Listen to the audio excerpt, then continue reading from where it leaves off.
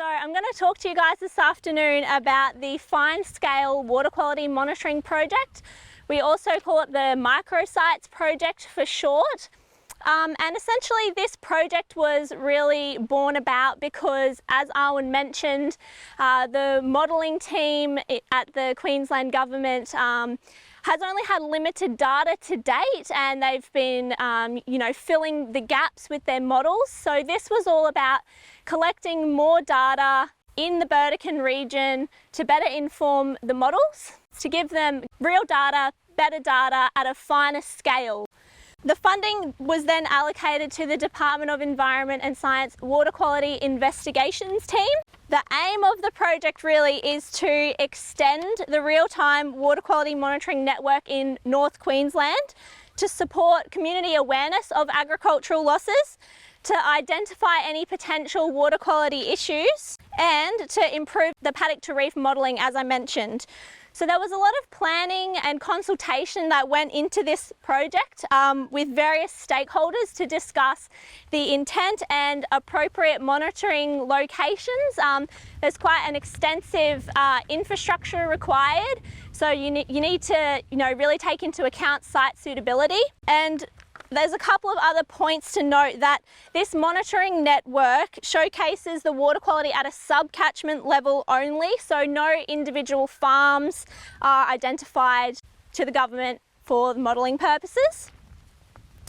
So I wanted to give you a bit of a photo of a couple of different scenarios of the infrastructure, and I'll pass this around so that everyone can have a closer look. But it varies from site to site, depending if there's any existing infrastructure there.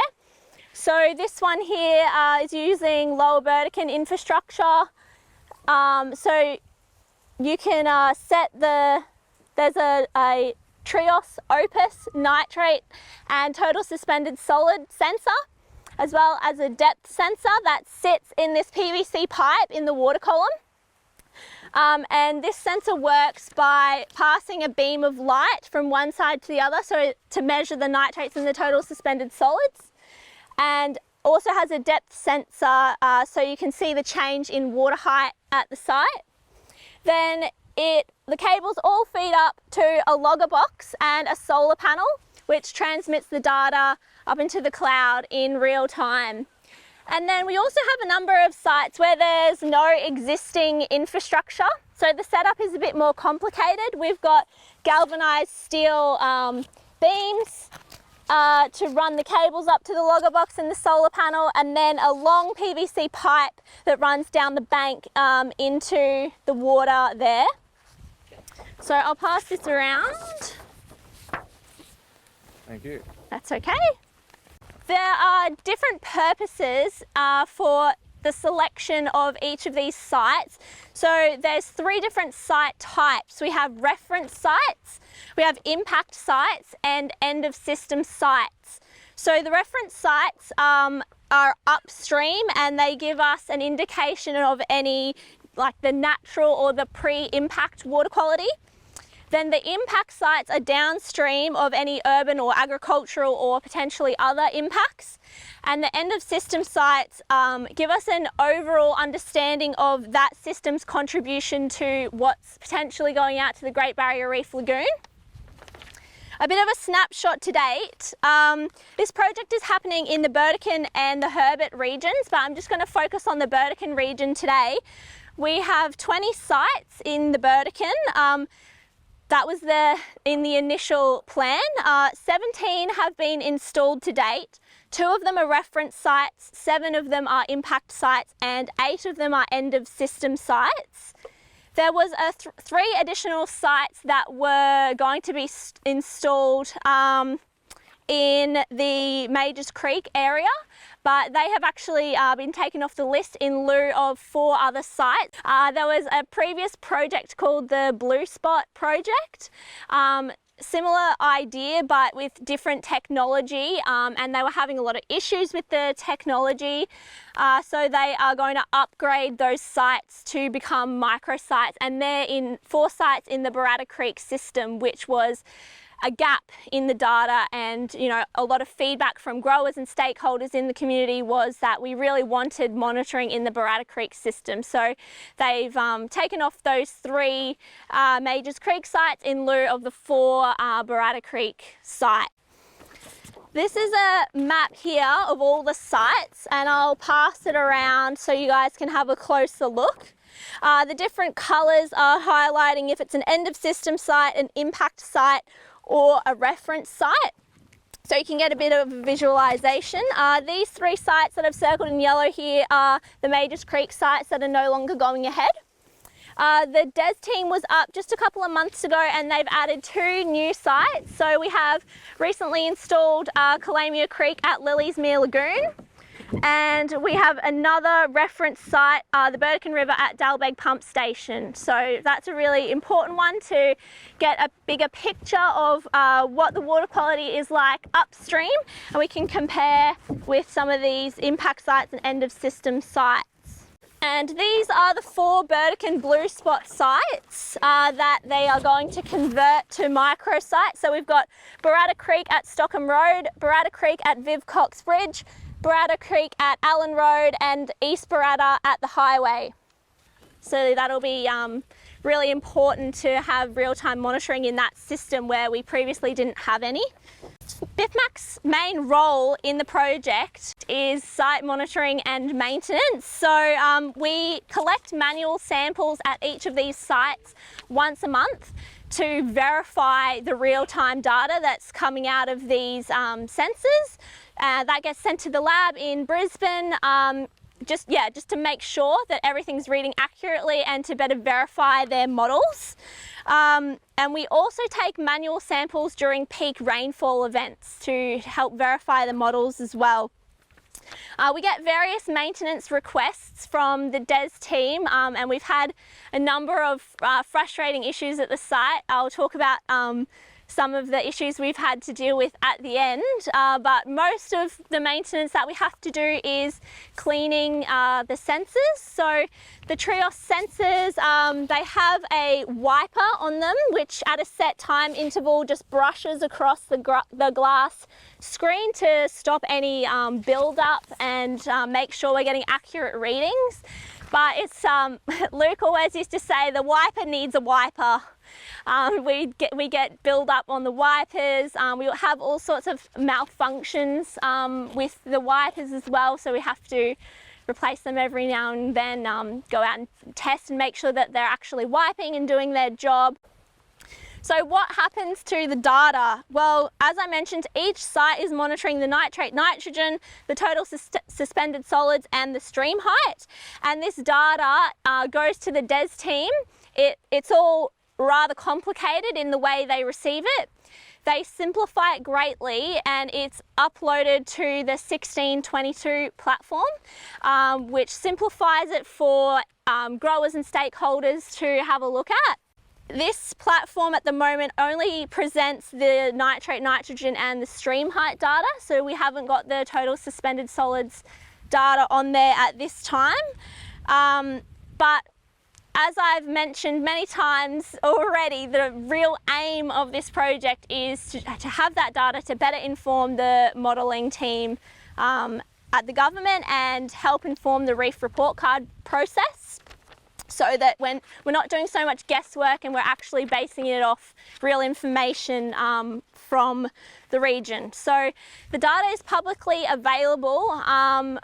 The code, I'll pass it around in a moment. Actually, I'll show you here, I've got the printout. I can go through, if we have time, a bit more information about 1622. So the website is wq.1622.farm. All the information is there. You don't need to create an account to access it, anything like that. You can access it straight from the website. This is one example of the data that's available for a site. So this is Plantation Creek at Wood Street. There's a little overview box here, which tells you the stream level and the nitrate nitrogen reading today at that point in time. At that point in time when you're looking at it. Then the 2 graphs over the other side here show the nitrate nitrogen concentrations in milligrams per litre. And I'll just read this scale out, it's a bit small, 0 to 0.3. And the stream level in metres, this is 0 to 2.1. So you can hover your mouse anywhere over this graph and it will give you the exact value, which shows up in this little box here. So that's a nifty little addition. The red gaps that you can see here is when there's no data available, and there's a number of reasons for this. They have made some upgrades to 1622 where they provide a reason for why there's no data available, but it is very simplified. I can tell you at this site at Wood Street, we have consistently seen very low nitrate nitrogen. So this one says average concentrations in the last 30 days was 0 milligrams of N per litre. So a lot of these red gaps where there's no data is actually because the concentrations in the water are below the detection limits of the probe. So they just rule that as unreliable data. So that's why there's some red gaps there. Other reasons might be that there's no water at the site. The sensors are out of water. Other issues can be the sensor has malfunctioned, so it's not taking any readings, in which case I get a call to go out there and find out what's going wrong. So there's a multitude of reasons, and we're giving this feedback back to Des all of the time that, you know, people really want to see a bit more detail around this information to help them better interpret it. So we're hoping to have a platform soon for the Des people who work on this project to come and have a chat with us and hear community feedback on this. So I encourage you all to go and have a look at the 1622 app. Just play around, and if you pick up anything that seems alarming or concerning or you think needs clarification, then send myself or Arwen an email and we can let the Des team know about that, or come along, we'll advertise our next opportunity to speak with the Des guys and you can ask them these kind of questions yourself. Just a comment, I mean, if you're looking at this from a governmental point of view, I can only comment on my role in DAF. And that's that when agencies like DES have limited information, they can only work off that limited information. And that means that they could be overestimating the impacts of some of these farms right now. So I guess really just a comment is that by having this more accurate data and providing that to the modelers, my understanding is they might actually identify some things that lead to benefits for growers. I don't know if you wanted to expand on that, Rob Hunt. Yeah, I mean, you know, ultimately they have some end of catchment monitoring going on, and they only have a blurry idea of where everything's coming from. And so they use a bit of monitoring and a bit of modelling to try and attribute where things are probably coming on based on risk and probability. But this finer scale stuff helps to firm that up and work out that they're attributing it in the right locations. You know, ultimately, they know what's coming out the end of the catchments because they're monitoring it pretty regularly and they've got pretty good idea. It's about where it's coming from, what the sources are, what the reasons are. That's what they're trying to tune up. Yeah. Absolutely. So the Great Barrier Reef Catchment Loads Monitoring Program has been running since about 2007, I believe, so quite a long time. But that data is a grab sample at a specific point in time. So you're only getting a snapshot of the picture. So where this project has a lot of value is you've got real-time sensors. So every hour of the night and day, it is taking information. So you can see hour to hour, or how a stream might fluctuate over 24 hours, or when farmers are irrigating and when they're not irrigating. You can tell when the pumps are on based on the stream height. So it has a lot more contextual information, which is really helpful for the modelling. The last thing I wanted to talk about is some of the obstacles that we have faced in this project, because there are a lot and some of them are just incredibly comical. We have a lot of issues with debris at some of our sites. So this is a picture of the bottom of one of the PVC pipes where the sensor sits inside. It's got holes so that the water can run through, and we get lots of leaves built up in this PVC pipe at this particular site in Cassidy Creek. This is another site in Cassidy Creek where after a rainfall event we had a lot of sediment build-up on the sensor. This is what I mean when I say the wiper needs a wiper, because then we have to manually go out and clean the wiper after an event like this where you get a lot of build-up. Weeds is another issue that we face. The manual sampling from DES, we're required to take the manual sample as close to the sensor as we possibly can to verify the readings from the sensor. So when you have weeds like this at the end of the PVC pipe, it's virtually impossible to take a manual sample there. We have biological growth, so I probably didn't explain this very well earlier, but the Trios sensors have a plastic cage on the outside of them that stops fish or crayfish or other critters from getting in there and interfering with the motion of the wiper. Because if the wiper hits something, it causes it to malfunction and it never sets itself right again. We have to manually go out there and set itself right. We have had a lot of issues with biological growth and sludge on the outside of the cage and on the Trios sensor itself, so regular maintenance is required. The wipers, I've circled it here. It's sticking out at a very strange angle because it was set off by something. Strong water currents are another thing that we have to contend with, and this is where site selection is really important, and knowing the contextual information about how high the water level gets in some of these systems in a flood. So this pole and logger box was on a lovely angle after a very strong flow came through there. This is a funny one. In any rainfall sampling events, obviously all the fishermen are out as well. So when we have to go to take manual samples, we've got to squeeze amongst them. Excuse me, do you mind if I just go stick my sampling pole in here? And as I mentioned, the water level at some of these sites, the sensors are out of water. This is Plantation Creek on Air Dalbeg Road, where they're pumping for irrigation, and the DES team, when they installed this site, they installed it in the wet season, so the sensor isn't quite low enough in the channel, so it spends a lot of its time out of water and needs to have a bit of maintenance to be lowered into the water channel there. We've also had issues with rats chewing some of our cables, which is frustrating.